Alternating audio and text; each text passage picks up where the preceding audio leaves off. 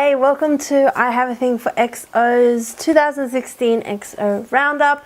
All of the admins decided that we are going to recap on some of the achievements of EXO in the year of 2016. So we have divided it up into three parts. Admin Mercy will be covering the EXO endorsements and filmography. Admin Ashley will cover the MVs and album release. And lastly, I will cover all the solos and subunits of EXO in 2016. So if you would like to see what EXO got up to in the year of 2016, please keep watching. Happy New Year! Hi, Admin Mercy here. Yeah, I know. What is it? I think it's the second week of January. I know it's not New Year anymore, but hey, it's the New Year. But I think it would be appropriate to cover all EXO activities in 2016 since, they did well last year. And I think that's a great way to end 2016 and to start 2017 with a bang. As someone says. I don't know who says that. I don't say it a lot, but okay. Well, I'll be covering the endorsements and the filmography of EXO in 2016, so let's get started.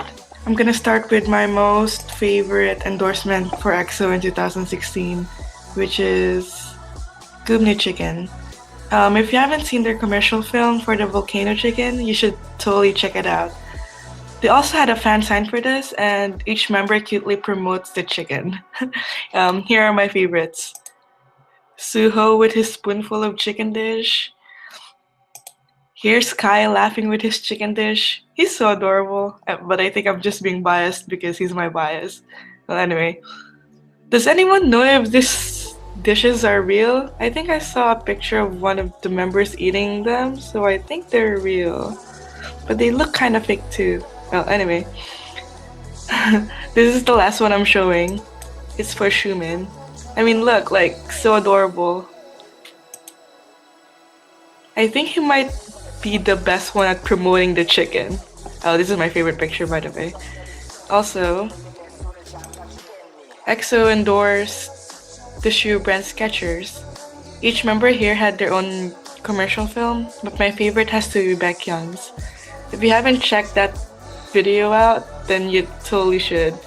You'll know what I mean by that's my favorite thing. Or my favorite video. You'll know why. Out of all the videos, his video was my favorite. Another endorsement that EXO landed in 2016 was for Hats On. They get to try different hats in this endorsement. I'm just sad that Lay wasn't in most of EXO's endorsements because he must be busy in China, so he can't go and promote with the rest of them. And as usual, EXO are still models for the clothing line Ivy Club. They're still looking fresh as ever with their school uniform, even though it's been so many years since they started endorsing Ivy Club. Is it just me or it seems like they don't even age? Well, this is the last one I'm covering, which is Pao. I think they started being ambassadors in 2015 along with the girl group AOA. But anyway, they continued on being ambassadors for this brand, and they sported shirts of different designs as well as winter clothing. Next up is the filmography. 2016 is probably EXO's blossoming year in dramas and movies that they filmed. I say blossoming because apart from having more movie and drama projects, each EXO member improved on their acting skills and tried new things. So here are the dramas that they filmed last year. And here are just some selected dramas. This is not like all of them, I had to pick the best ones, I guess. Let's start on the first one, which is Xiumin in Sandal, Tao in Railroad Tigers, which I think will be released next year, which I'm really looking forward to because they have Wang Kai too, which is my favorite Chinese actor. Chris in XXX, this is also gonna be released next year, as you can see here. Oh, Kai in First 7 Kisses. I love his episode the most, and that's not me being biased. I think he looked the most natural. It might be because the plot is natural as well, if you compare to the other guys' plots. This is Sehen and I Love Catman. I think this is also being released in 2017.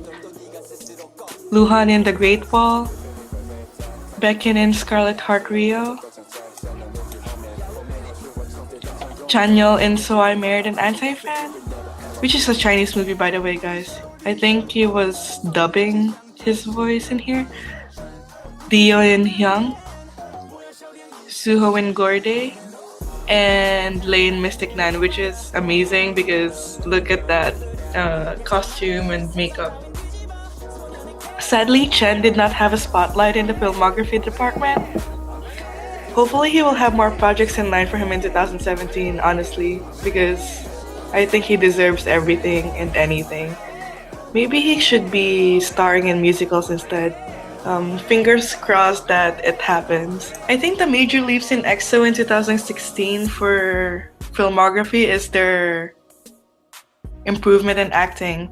You can see Kai and Suho becoming more natural on screen. Suho can even cry well on screen, which I'm really amazed about. Another thing that made me proud of EXO was their collaboration with other actors, with Dio and Kwangsu. And also Chris and Luhan with Matt Damon and Vin Diesel, which are Hollywood actors. I think those are really great feats. And I also want to point out that in 2016, I think EXO is just branching out and trying romantic scenes, which I'm really amazed about. I don't even think they care that fans are just jealous sometimes. Oh well, I think XOLs are just accepting nowadays. They're not as crazy before. Because you can see, like, with Chanyeol, Baekhyun, Dio, Tao, Kai, they're all filming romantic scenes and even kissing scenes, especially in those web dramas and Chanyeol's movie, which is and So I Married an Anti-Fan. Yeah, so those are my favorite scenes pretty much because I'm such a hopeless romantic. So that's sad for me, but also I also want to say that I hope they get more films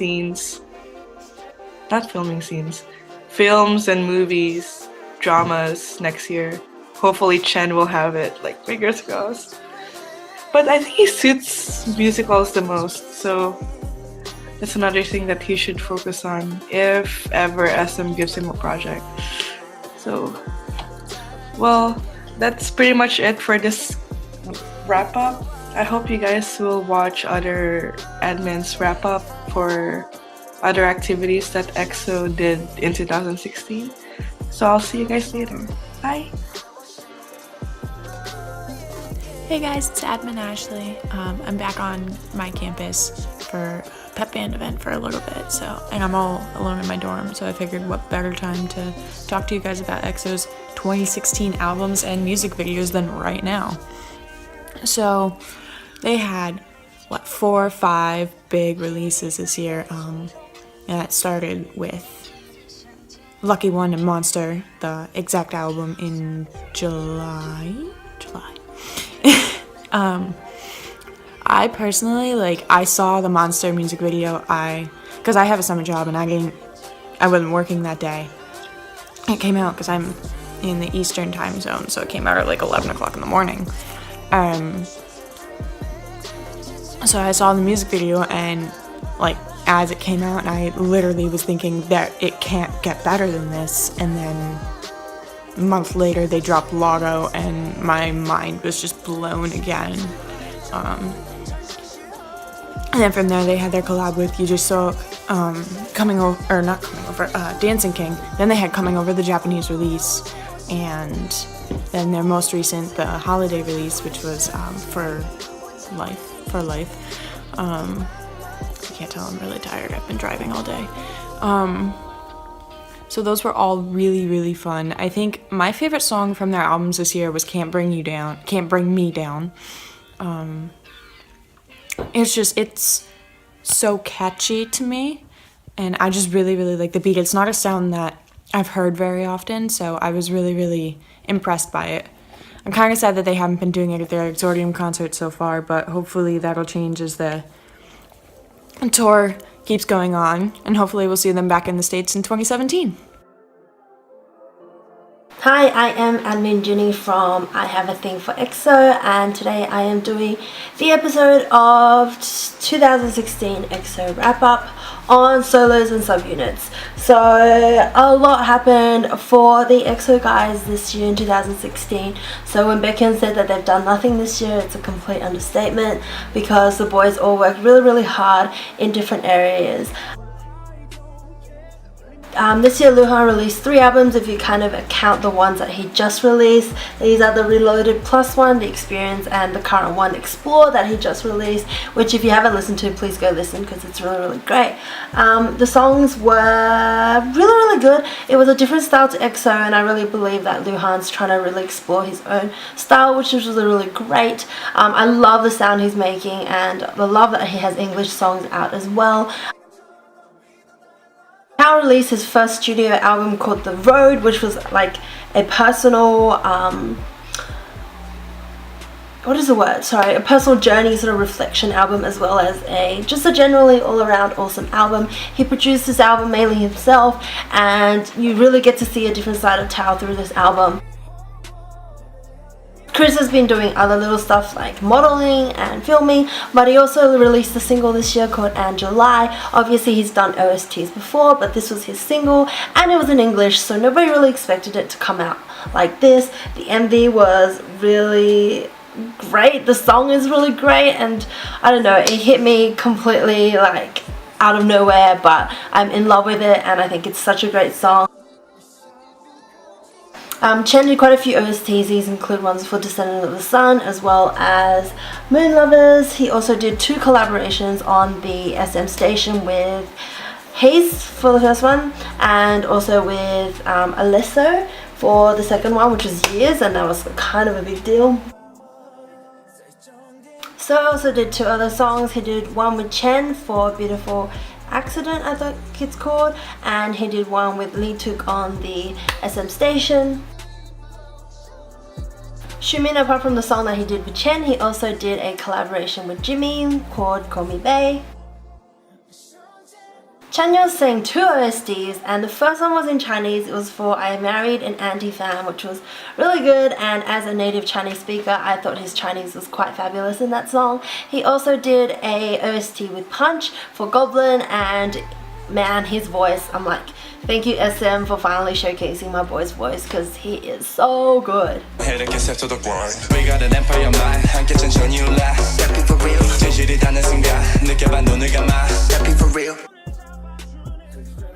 Baekhyun did the Dream collaboration with Suzy this year, as well as a collaboration with K-Will on SM Station. So now we're going to move on to the biggest one of solos, and that is Lay of Zhang Yixing. It has been a huge year for this boy. He released Monodrama first through SM Station, and that song was on replay the second it came out. I loved it so much. And then he came out with his own album, and I mean, he smashed it out of the park. He broke so many records. Like, I'll read all the records out to you because I can't remember them, but he broke so many records, and it was like self-produced. He just did everything himself, and Lose Control made me actually lose control because it was just like unexpected.